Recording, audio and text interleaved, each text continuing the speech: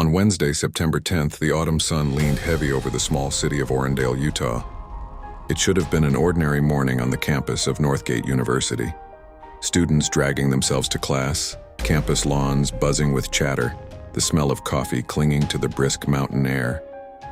But that morning, hundreds of students were gathered around a large white canopy tent pitched in the central quad. They weren't there for midterms or football tickets.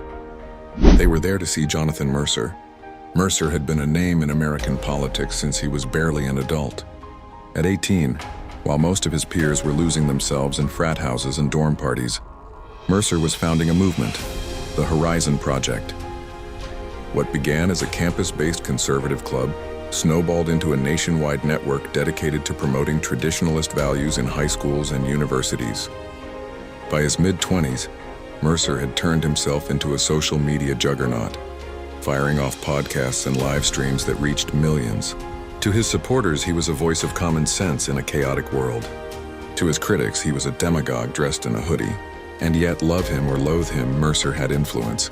He filled auditoriums, he trended on hashtags. He sparred with progressive students in viral clips that racked up millions of views. His latest project was a fall campus tour, one he branded as the Truth Circuit.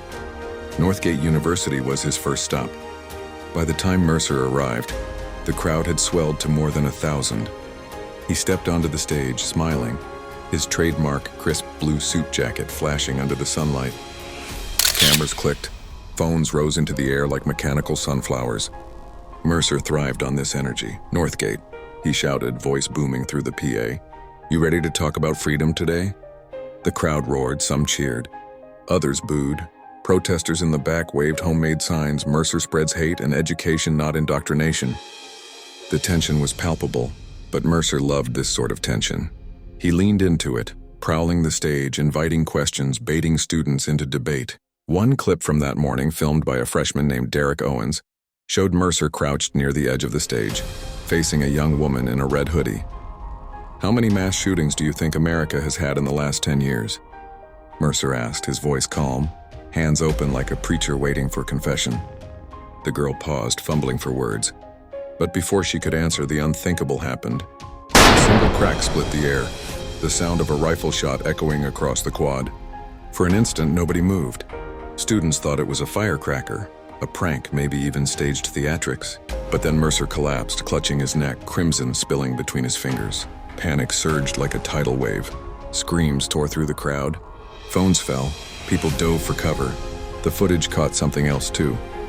High above, on the rooftop of the Newton Hall dormitory, 430 feet from Mercer's tent, a dark figure lay prone against the ledge. A puff of smoke curled from the barrel of a rifle. Seconds later, the figure scrambled to his feet and bolted, sprinting across the roof before disappearing from view. Chaos reigned. Students trampled one another, some racing for the exits, others crouching over Mercer's body, screaming for medics. Campus security swarmed the stage. An ambulance tore across the lawn. Within minutes, Mercer was loaded into the back, his face pale, his hand still twitching as paramedics pressed gauze against the wound. The vehicle screeched toward Timpanogos Regional Hospital. Back at the scene, the manhunt had already begun. Police locked down the campus. SWAT teams poured into Orendale. A chopper thudded overhead. Loudspeakers barked orders for students to shelter in place.